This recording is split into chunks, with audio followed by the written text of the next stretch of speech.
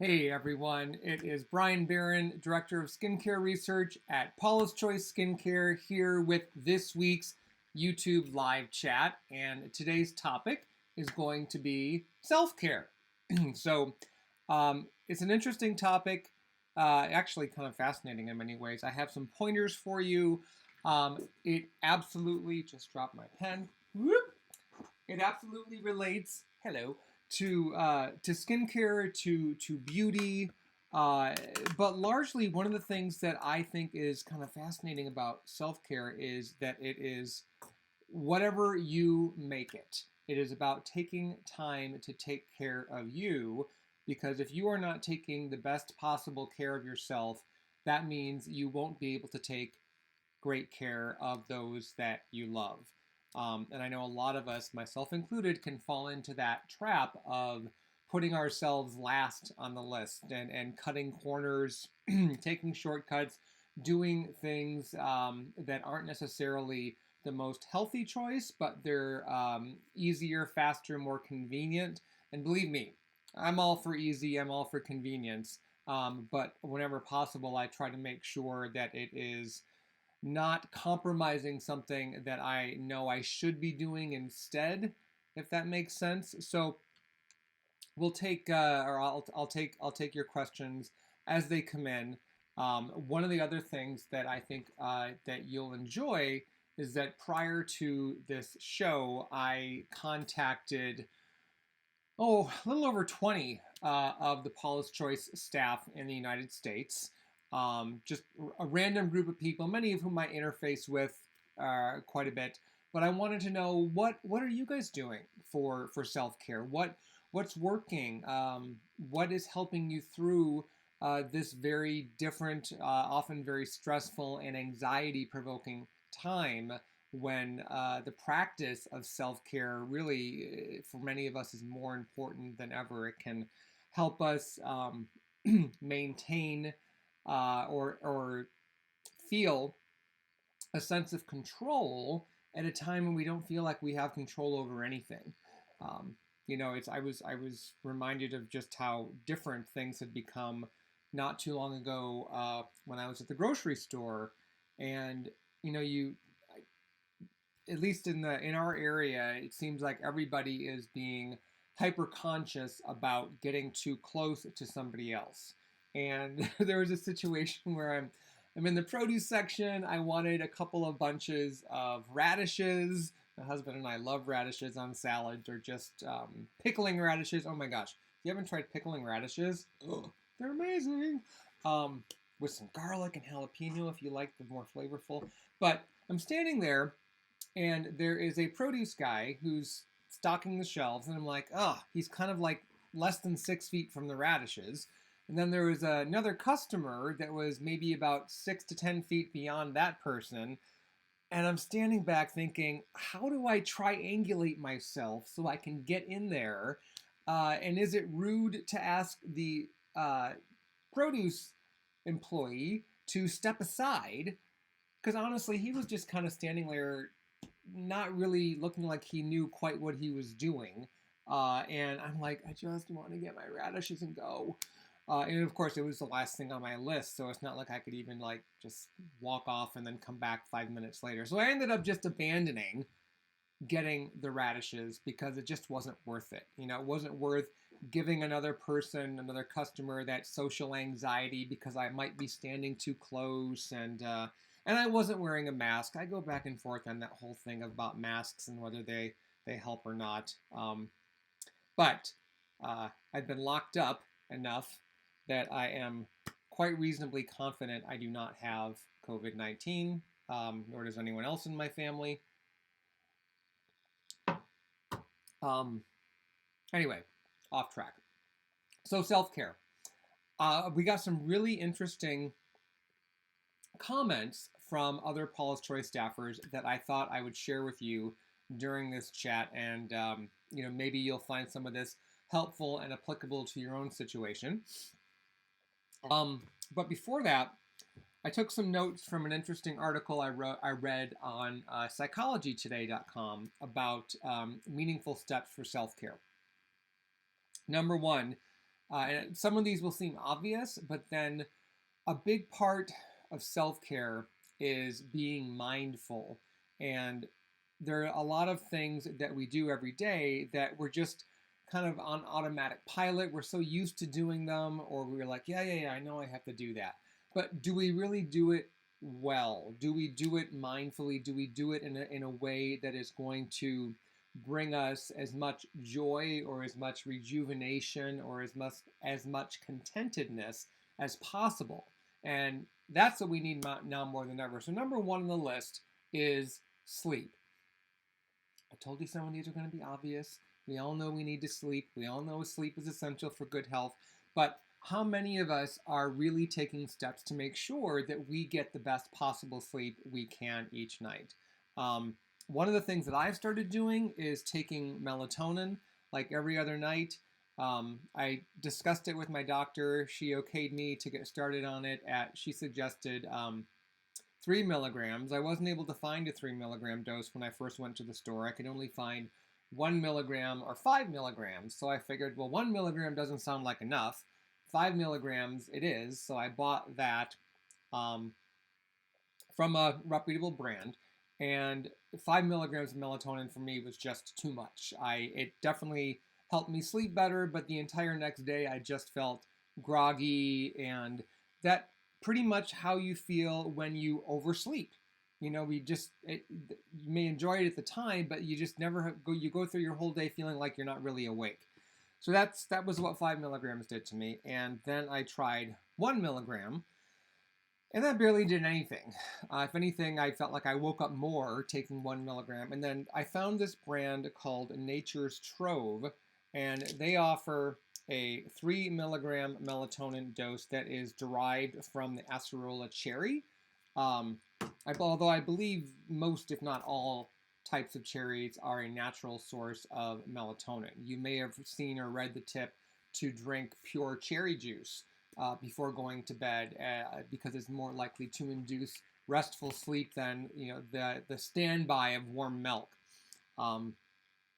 This really seems to do the trick. It's that dosage is the right balance for me to fall asleep. Well, falling asleep isn't my issue. It's staying asleep that's my problem. This helps me to stay asleep, and I can feel a little twinge of grogginess the next day, but it's nothing like just a touch more coffee can't handle. So it's a balancing act, but that's why I don't take it every night.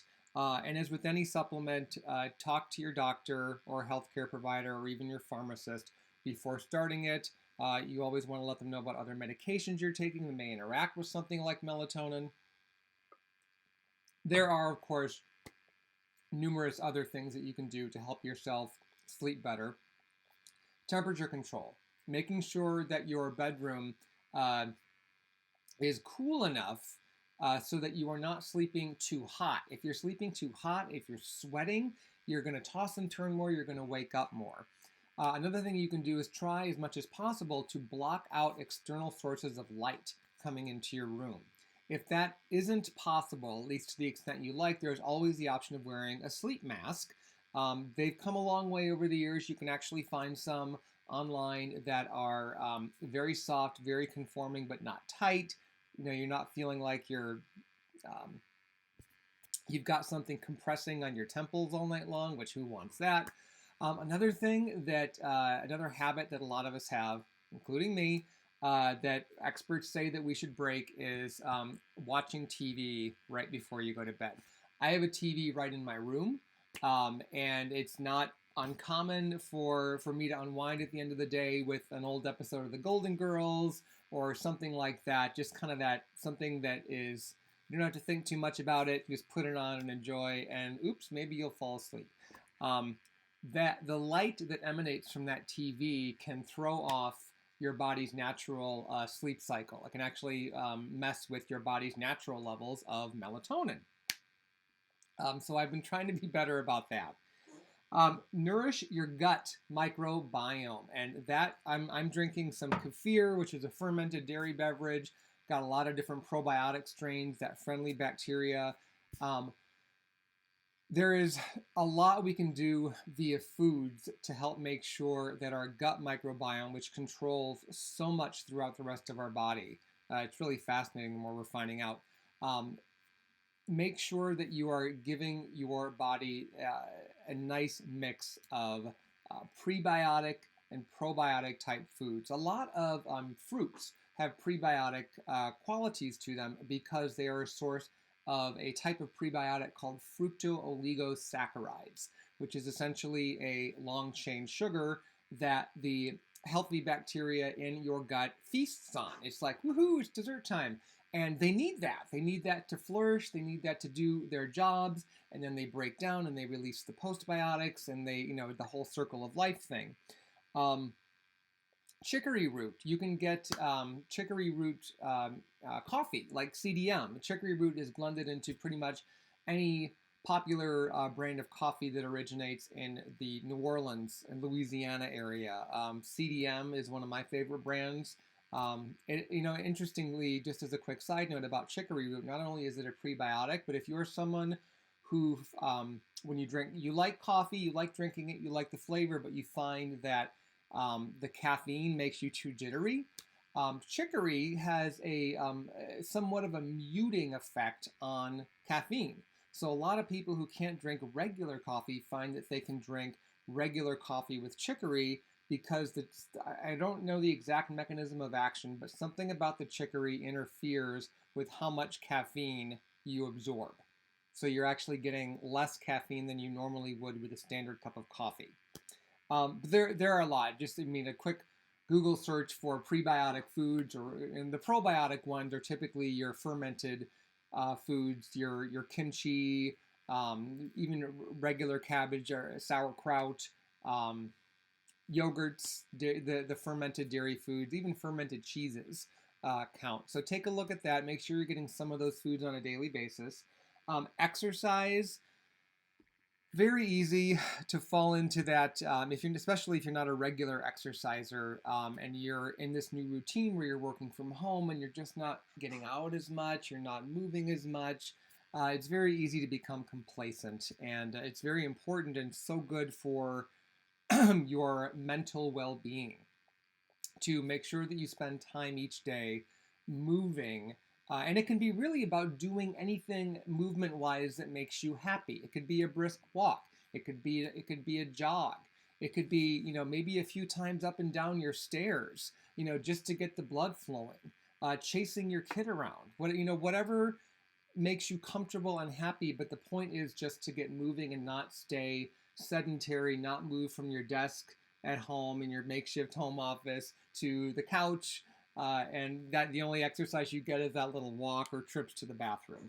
And preferably, if you can do the exercise outside, there is a incredibly strong connection between being in nature, even looking at nature. You don't even actually have to be outside. That's the best. But let's say it's particularly bad weather. Just looking at pictures of nature on your computer, for example, or on your phone, can help a lot. It can help relax you. It can help de-stress you. We went for a little road trip last weekend to a state park that we hadn't visited that has some really cool trails. One of which is the trail takes you around this gorgeous lake. And it was I was really struck. I wasn't expecting this, but about halfway through, I was just really struck at how at peace I felt. It was a beautiful day. The sun was out. It wasn't too hot, too cold, and I'm just surrounded by nature. There were other people there too. We were all social distancing, but it was just gorgeous. And I thought, man, this is exactly what I needed today. And that's all we did. It was an hour drive. We did our little walk, went back to the car, drove straight home, and it was just so marvelously rejuvenating. And it was a nice change of scenery, too, from just walking around our neighborhood. Here's a good one. Learn how to politely say no to others. We can all get caught up in saying yes to various requests from different people in our lives, at work and at home, in our social lives. If it's something that you just don't want to do or you feel like you really need to conserve your energy, and it isn't something you absolutely have to do, it's okay to say no. Give yourself that permission to say no. And I promise you, the more you do it, the better you'll get at it. And you will find yourself feeling much calmer and more organized and in control of what's going on in your daily life. It's okay to say no sometimes. And it's a hard thing to learn. It's a hard habit to break because human beings, by their very nature, we're wired and socialized to want to help other people and make other people happy and please other people. And there's nothing wrong with doing any of that. But if it constantly comes at the expense of not taking care of you and getting yourself down and you're feeling depleted, think about how well you're going to be able to help and assist and care for other people when you're constantly feeling depleted yourself. It's that balance. Get organized. One of the, or several of the comments from the Paula's Choice team were stories about how people felt so much better because they finally got to that closet organization project, or they finally organized this cabinet in the kitchen that's just been driving them nuts. But in ordinary, normal times, it was just easy to dismiss. Now that they have more time at home, they're like, yeah, I'm going to do that. And it feels really good. My husband recently pulled out our washer and dryer and did a thorough cleaning behind there, like probably OCD thorough. But, it was a Saturday and he didn't have a whole lot else to do, and we really weren't supposed to go anywhere other than the grocery store, and that was taken care of. So, you find things to do. He felt really good after it. We talked about cooking. We talked about, but another thing about cooking that I think a lot more people have gotten involved in is really taking the time to plan and prepare nutritious meals. With restaurants, pubs, bars, whatever across the country pretty much closed in 90% of the country here in the States, a lot more of us are cooking from home. And I do feel we're home cooks. I do feel for those who are used to going out to restaurants for most, if not all, of their meals, just because they don't see themselves as cooks, they don't like it. But I'm hoping that a lot of you have kind of taken this and put a positive spin on it and maybe tried some new recipes or bought a cookbook and just experimented and see, what, maybe you can make fish at home and you never thought you could, or maybe you can cook the perfect medium rare cheeseburger, whatever you're into. Maybe you will like vegan food, as far as like 3 times a day.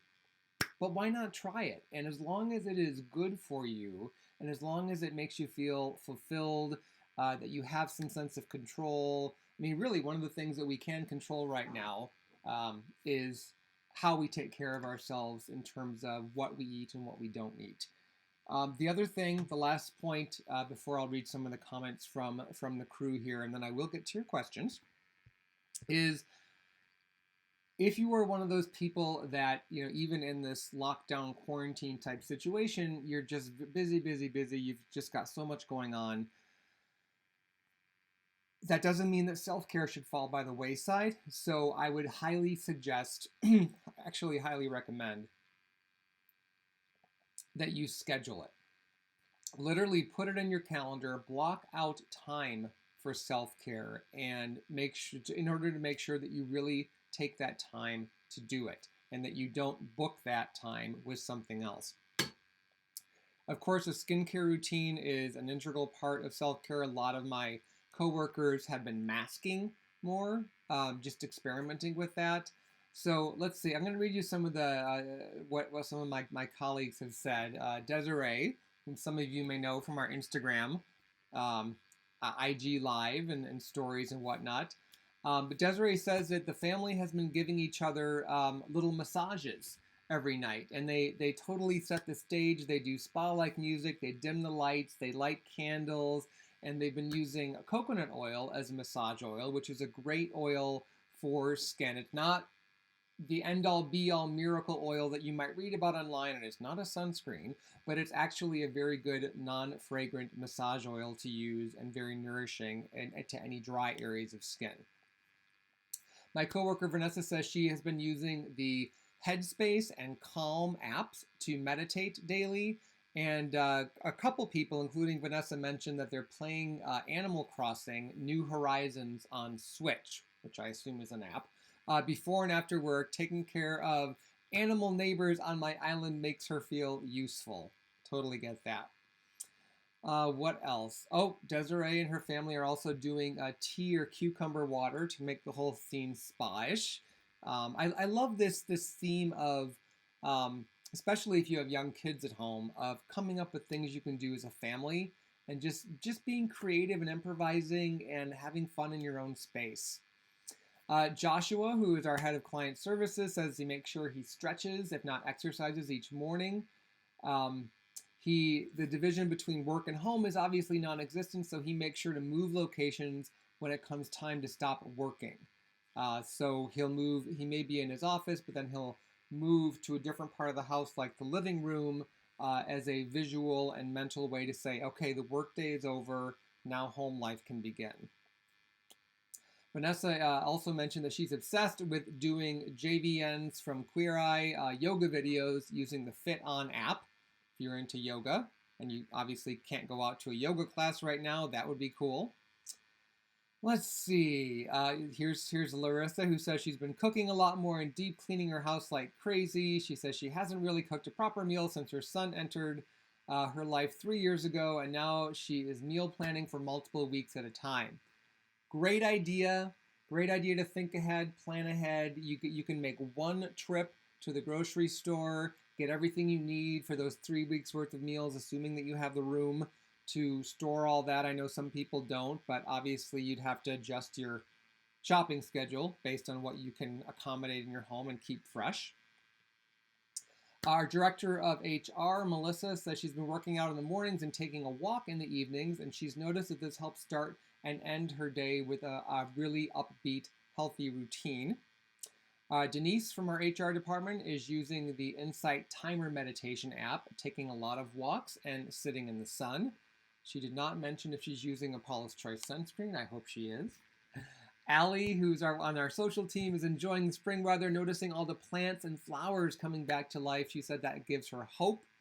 Robin on our product development team is really enjoying her cat. She's also doing Animal Crossing. She says she likes weeding, both in that game and in real life. Whiskey sour slushies. Add ice, blend, and thank her later. Interesting.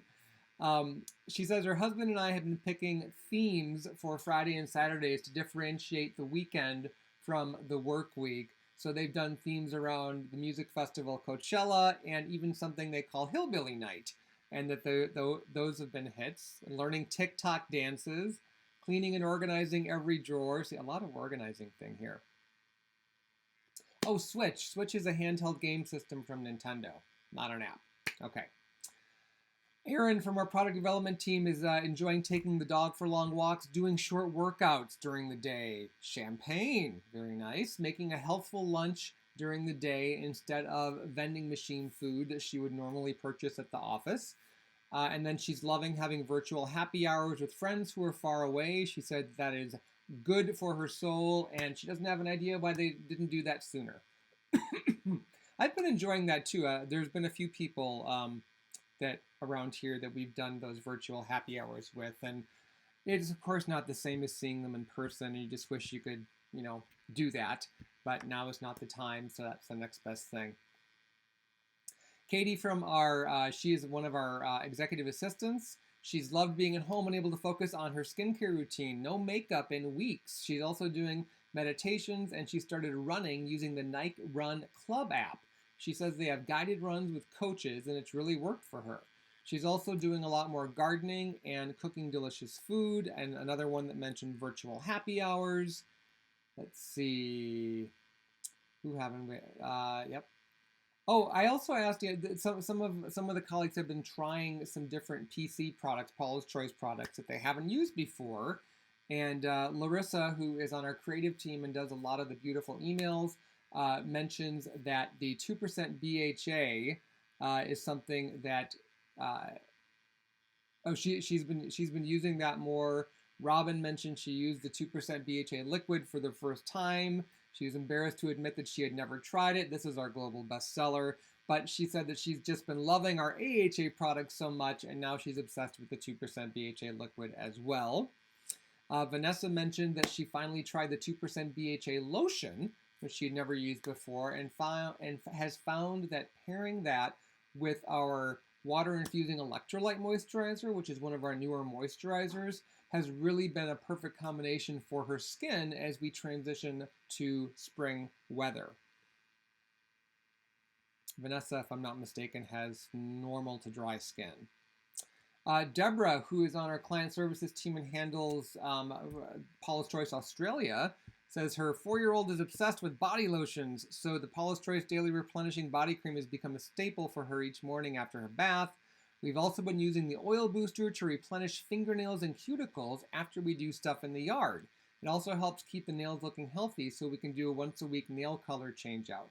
Actually, Katie, our exec assistant, mentioned the oil booster for nails as well.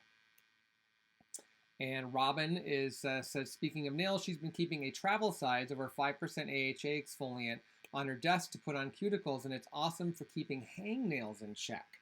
And then I had mentioned that I have been, and I know I've told you guys this before, I've been taking a collagen powder supplement that I originally wanted to see what it would do for my skin and for fine lines, and I discovered that it's working to a certain degree to that for that concern. But where I'm really impressed with its efficacy is my nails, fingernails and toenails. I feel like I'm trimming them like every week. They're growing so fast, and and I know that may actually sound a little annoying, but they're also just looking healthier and feeling stronger. So that's why I've been continuing with the collagen powder, because I'm just really seeing such a difference there. Okay, we are almost officially at the halfway point, so I'm going to dive in and take some questions. By the way, the watermelon flavor of bubbly, which I've been waiting for since seeing a ad with Michael Bublé, it's actually really good.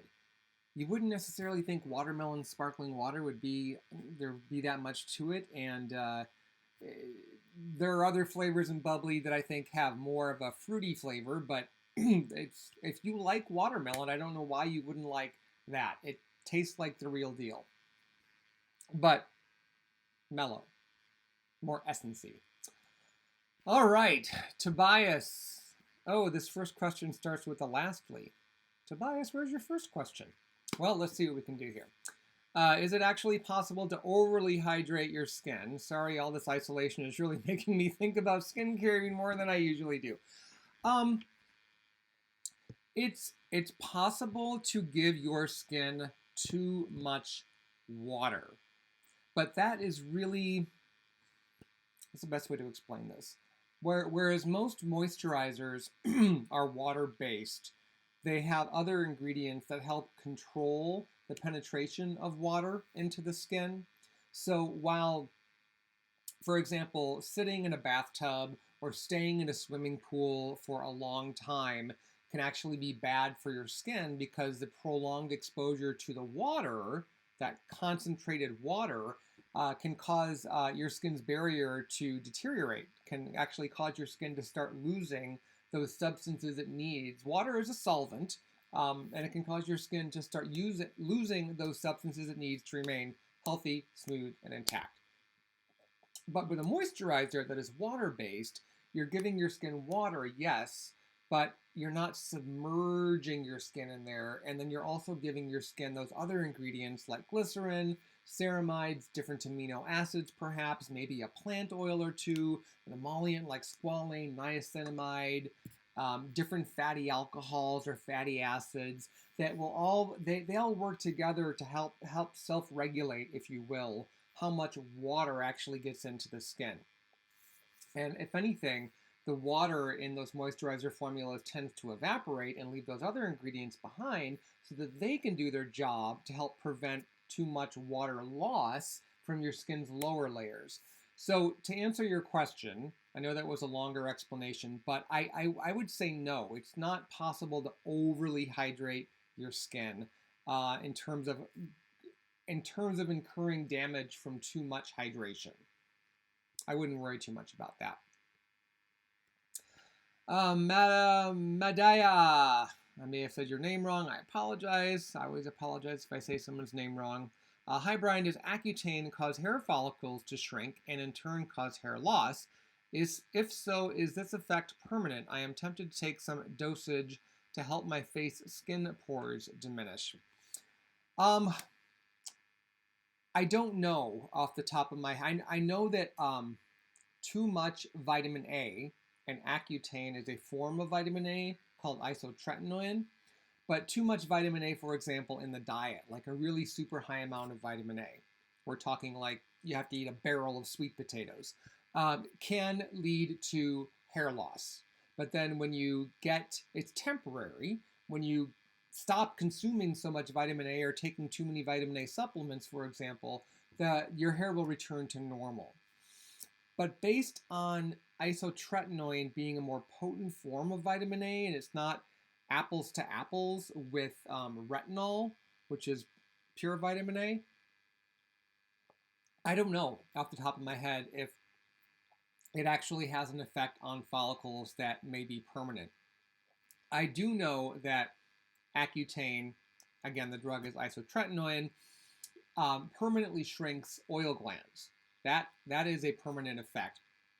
Also, I wanted to caution that simply having large pores isn't enough of a reason to take a serious drug like isotretinoin. If you have severe acne, or if your pores are larger because you have very oily skin, you have very active oil glands, that would be more of a justification to go through a round of Accutane, but I wouldn't just take it to make your pores smaller. I actually think you probably wouldn't see much difference in that regard, and it's a hard drug on your body. It's not a medication to take lightly, has a lot of different side effects to it. That's why the courses are so short. So, but obviously in the context of this chat, I don't know your full deal, your medical history, and on and on and on. That's all stuff you need to discuss with your doctor. Roel, hi Bryan, does my skin reap benefit from active ingredients like niacinamide, retinol, vitamin C, even when I didn't apply it every day, but a few times a week? Yes, you will still get benefits. Most of those ingredients, depending on the form and the base, have a half-life in skin. For example, retinol. One of the reasons that people who are new to retinol or maybe trying a stronger amount get a bit of a kickback from irritation after a few days of use is because of how long retinol can last in the skin, what's called a half-life, which is the amount of time that the ingredient is roughly at about 50% of the potency it was when you first put it on, but fact remains it's still doing something in skin. So vitamin A does have a longer half-life, which explains why a retinol product, maybe you're putting it on every night, and nights 1, 2, 3, and 4, you're doing great, your skin looks great, you're loving this retinol product. The morning after the 5th night, you're red, you're flaky, you're irritated. It's because that retinol is accumulating in your skin because of its longer half-life, and now you've gotten to the point where you have tipped the scale, you've given the skin a bit too much, and you do need to step back. For some people, that can be an ongoing thing where just whatever retinol they use, they can't use it every night. For a lot of us, though, it's just an acclimation period. And once your skin is adjusted and over that hump, you can start using the retinol product once or even twice daily, depending on your routine and your concerns. This is also a good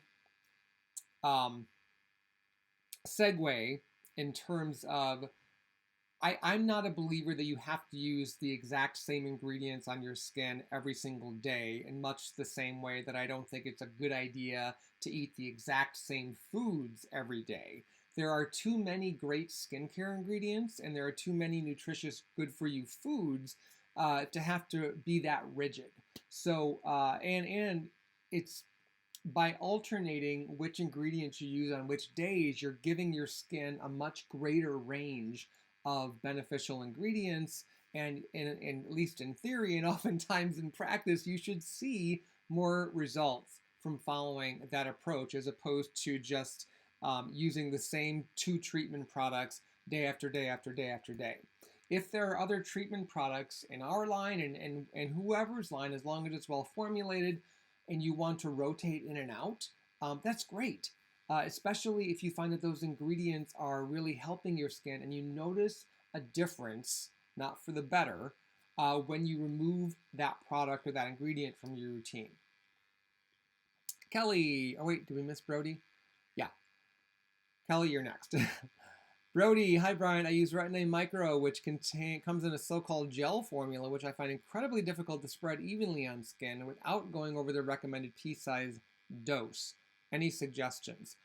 I would take that pea-size dose and mix it with a serum or moisturizer that has nice slip. If you have drier skin, you could even do that with any non-fragrant plant oil or a product like our Moisture Renewal Oil Booster, which has a range of different oils. But the point is, mix it with something that has greater slip so that you can evenly distribute that over your face and down to the neck if you're using it there as well. Kelly says, hi there, thank you for the chat. So informative. Any thoughts on Elidel cream? Better, safer options. Thanks. Elidel. Oh, Elidel is a topical prescription. The active ingredient is picromelius, something like that. It starts with a P, but it's often prescribed for eczema and other types of atopic dermatitis conditions where compromised itchy skin is a problem. It is, I think the class of drug is considered an immunosuppressant, and in terms of topical use, what that would do is it is prescribed on the basis that the skin's immune system is overreacting in certain areas, and that is the underlying cause of the itchy eczema spot, that patch of dryness, the scaling, and by suppressing the immune system locally, in the area that's affected, as opposed to systemically by taking an immunosuppressant pill that affects your entire body. This is an immunosuppressant cream that you can put on the specific area of concern, and it will act locally. What I can't say at this point, because I just don't have the familiarity top of mind to, I don't know what to tell you in terms of whether or not that Elidel is better or worse than, for example, topical prescription steroids. I haven't come across anything about Elidel cream being an issue for skin thinning with chronic long-term use, the way that topical prescription cortisone products can be. And again, just to stress, it is not true that cortisones, over-the-counter or prescriptions, thin skin no matter what. That is a phenomenon that can happen with daily use over a long period of time. We're talking months to years. Using a product like that as needed, or for maybe a month or two at a time, is widely considered to be fine. And any damage it might do would be so minor that the alternative, which would be really doing next to nothing, or just relying on regular over-the-counter skincare, could potentially make the problem worse. So what's going on underneath that the cortisone product, particularly a prescription steroid cream, can address so beautifully is still happening even if you're using gentle skincare. So by being overly concerned and worried about those products, you could be making matters worse in the long run. So it's all about timing. And working with your doctor or pharmacist to figure out if you are someone who has ongoing eczema issues and you're worried about steroid use despite the fact that the steroids can work so well, what do you use when it's time to take a break from that medicine. So just have that conversation with your dermatologist, preferably them over your pharmacist, just because they should have a better idea of your case history with eczema. Okay, Delara K says, I found that zinc supplements help with my acne. Is there any research on how those work for acne? There are. There are studies on different types of zinc, both topical and oral. Some of them have mixed results. I wouldn't go on record and say that zinc is a slam dunk for everyone with acne, although that's true for pretty much any ingredient with acne, even some of the gold standards. I mean, I've met people along the way who, no matter what the research says about benzoyl peroxide, it just doesn't work for their acne. That's why there's more, we have to experiment. There's a protocol that everyone with acne should start with, but if it doesn't work for you, it doesn't mean that you just need to stick with it because there's nothing else. So zinc, if I'm remembering correctly, zinc supplements, the link between helping with acne is believed, it's one of two things. Either zinc is having some sort of a positive impact on the composition of our sebum. It's helping the oil glands to produce healthier oil that has a more balanced, normal composition of fatty acids. And they also believe it may have some inhibitory effect against the overproliferation of acne-causing bacteria. But there isn't, last I checked, there isn't necessarily definitive research saying this is exactly how it works. And there, as I mentioned, depending on the form of zinc and the dosage and the duration, how long you're actually using it, some studies have shown mixed results. I tend to prefer the controlled studies that go for at least 12 weeks, preferably longer for something like this, where one group is getting the placebo and one group is getting the actual supplement or other ingredient that they're trying to test. And then there are different evaluation points along the way. What was seen in Group A and Group B at the 2-week mark, 4 weeks, 6 weeks, and so on. And then what is, taking all those data points into account, what is the consensus? What can we conclude from this information? Is this ingredient, be it zinc or something else, helping, or does it really not seem to be doing anything? And then unfortunately, this is a limitation of a lot of such studies, they don't go back. So maybe it's 12 weeks, maybe it's 16 weeks, but then what happens a year later? What happens if the people stop taking the supplement or using the ingredient? What's their acne like, or whatever the situation, whatever the skin concern is, what's it like then? Sometimes there's follow-ups, but more often than not, there isn't.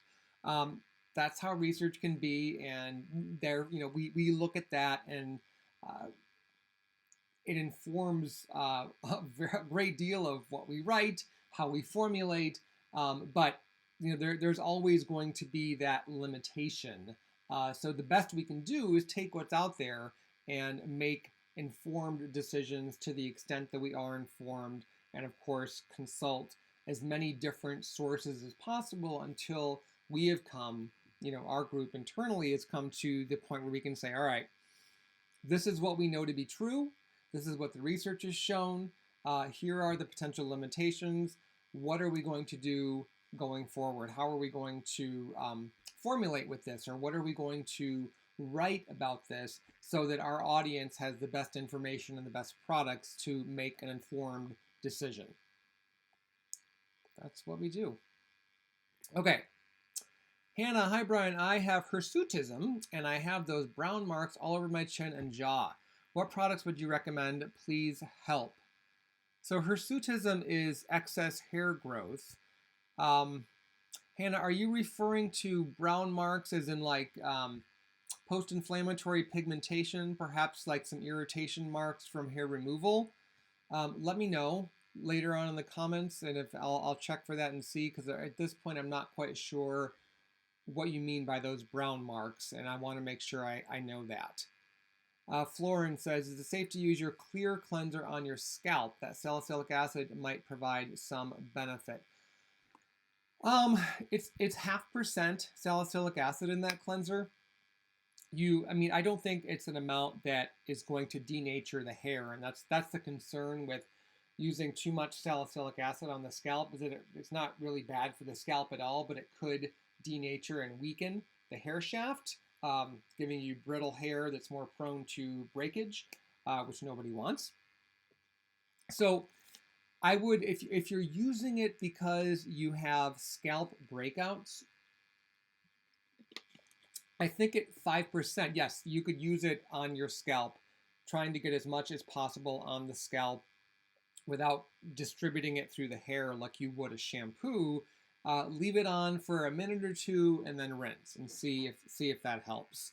But I'm wondering, you may want to talk to a pharmacist about different types of leave-on products that may contain salicylic acid or similar ingredients that, particularly if you're just having spot breakouts on your scalp, maybe you can take, like if it's a liquid type product or even something like our 2% BHA liquid, and part your hair and just use a Q-tip or something like that and put the product exactly on the blemish and trying to spare your hair as much as possible. I think that could work really well. Ireland Rose 123, what should I use to help with fine wrinkles on my forehead? If you're not already using a leave-on AHA or BHA exfoliant, that would be my top choice, just because of the action those have on getting built up dead, dull skin cells to shed is automatically going to make those lines softer. Of course, you want to use a sunscreen every day, SPF 30 or greater, that goes without saying. Another thing you could try would be a serum type product that has a very silky, almost filler-like texture. A good example of the texture I'm talking about is Estee Lauder's Perfectionist. They have a few different products, but their main Perfectionist CP Plus serum has that type of texture, and it has a bit of a, for lack of a better word, a spackle-like effect. So it's not going to make the, it fills in those superficial lines on the forehead or around the eyes or here. The effect isn't going to last for days. It may not even last for hours, but it can absolutely make that, it can unify the texture and impact the way that light bounces off your skin. Because, when you've got that crease, and you've got that dip in the skin, that kind of absorbs the light, and then the smooth area around it reflects the light, which can make the part that absorbs the light look more intense than it really is. I swear that's one of the reasons that nobody looks good under fluorescent lights, but wrinkles are not. But that's what I would try, and that leave-on exfoliant I think can make a huge difference. I also think a retinol product, if you're not using one, can make a big difference. Even like a retinol serum, like our Resist Intensive Wrinkle Repair with retinol, apply that every night. Use your exfoliant first, sunscreen during the day. All right, Delara K says, if you guys at PC ever looked into an ingredient, colloidal silver. I've been using a colloidal silver mist, and it's helping with redness and blemishes.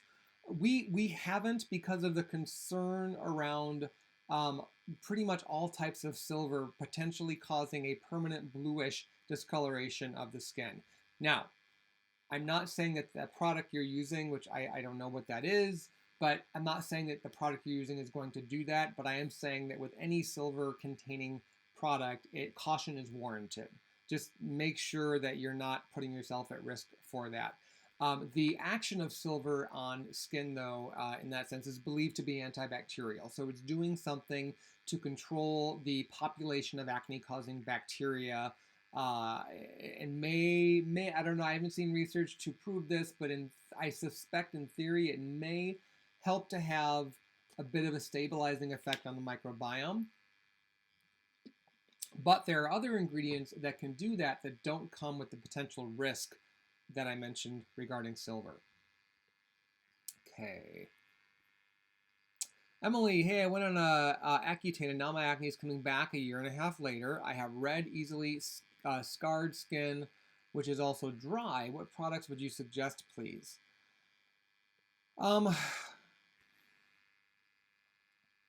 So I don't. You didn't mention if you're going to be going on Accutane again or talking to your doctor about whether or not you should. Um, I'm hoping by scarred you're referring to the discolorations left after an acne blemish goes away, as opposed to a pitted type scar that is more common with cystic type acne. In terms of products to use, I definitely think a salicylic acid product can help improve not only the breakouts but skin texture. So, and in your case, because I suspect you probably tried some stronger products in the past, I think a leave-on exfoliant like our Resist Advanced Pore Refining Treatment with 4% salicylic acid could be great for you to use, if not nightly, every other night. And then you could, on the nights you're not using that strength, you can go to a 2% salicylic acid product, such as one of the options in our Clear line for acne-prone skin. I also think that there is some worth to trying the 10% azelaic acid booster. And for its anti-acne benefit, skin tone improving benefit, and post-inflammatory hyperpigmentation benefit, what a lot of people refer to as acne scars, our 10% niacinamide booster coupled with that azelaic acid booster and the salicylic acid product, I think could be great. And then for moisture, 2 moisturizers. If you want a something that's substantially hydrating but still feels light, I think our water infusing electrolyte moisturizer would be good for you. If you want something that moisturizes like a cream but it has a thinner lotion texture, our earth sourced antioxidant enriched natural moisturizer would be great. That has a special technology where the more emollient and oil-based ingredients are actually spun at a very, very high rate to actually change their larger molecular size, where they'd be more normally like larger and more globulous and can feel a bit greasy. This special process actually makes them more whipped and smaller, and you get all of the emolliency without the occlusive feel that they can have in pure form. So that's why I think that would be a good one for you. There's also the Clear Oil-Free Moisturizer, which that one really, I think, would be kind of an in-between in terms of texture from the water-infusing electrolyte and the earth-sourced. So you may need to do some experimenting with moisturizers, because so much about that, particularly with moisturizers, is personal preference, and then how it plays with the rest of the products in your routine. Okay.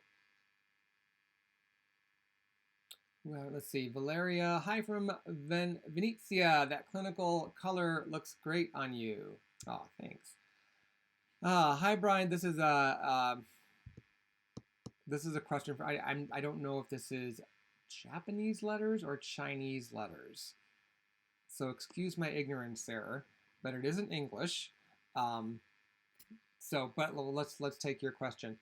Hi, Brian. Long time no see. I couldn't sleep, so I came to watch YouTube. There's a big time difference here. It's dawn. Can't watch the real-time videos because of the time difference. I'm watching a rerun. Thank you for always uploading videos. I'm sending you English composition by using a translator because it's still awkward. I ask for your understanding. Well, that was great. Thank you.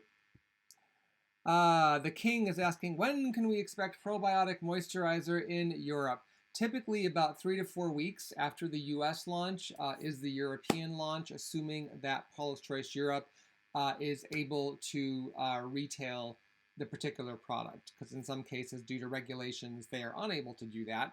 I don't think there are any contraindications in that regard for the probiotic nutrient moisturizer, so I would expect it to be available in the European market fairly soon. If I am wrong about that, I will let you know, but I just right off the top of my head, I can't think what about that formula would be an issue for that market.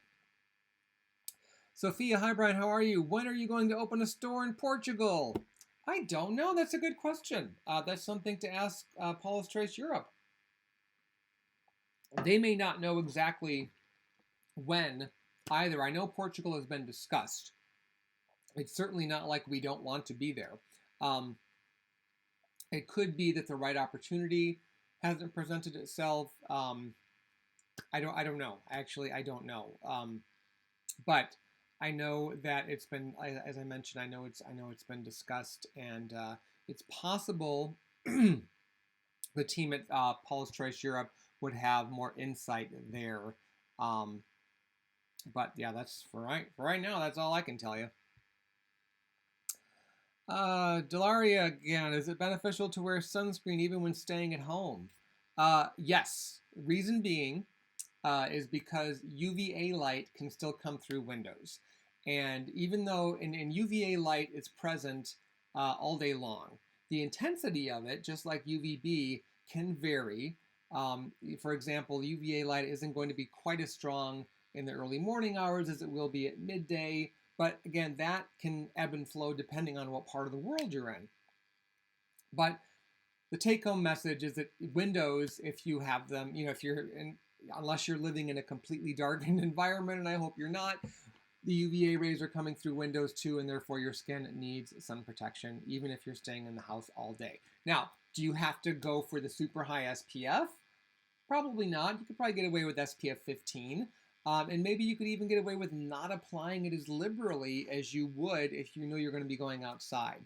But if you are already using a sunscreen and you feel like, you know what, I'm putting it on liberally, I'm good, I'm not advising you to step back in that application, because I don't want you to get used to not applying it liberally enough. And then when you really should be applying it liberally because you're going to be going outside again, you're not as covered as you should be.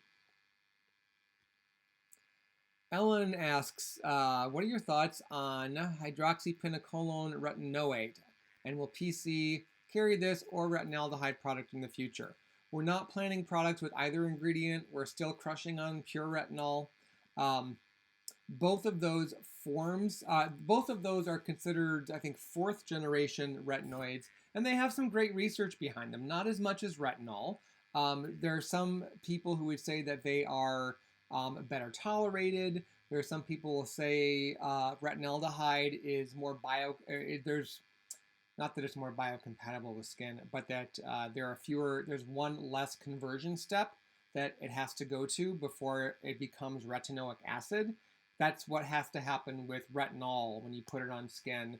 It travels through the various layers, enzymes in skin convert that retinol, that entire vitamin A molecule, to retinoic acid, which is the form that skin can utilize.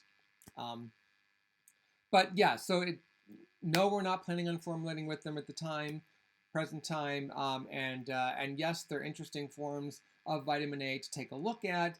Do I think that they are better than retinol? No, they're just alternatives. Just like green tea is an alternative antioxidant to grape or pomegranate, but they're all good antioxidants. If you cannot use retinol, you've tried several different ones and your skin just does not seem to like it or tolerate it, should you try those? I mean, I think due to the similarity, you can likely expect the same response. I mean, maybe retinol is going to be a little bit more harsh for you than one of these two, maybe. But the point is you're still going to have an irritant response to it. Okay, we're just about out of time. I wanted to see if...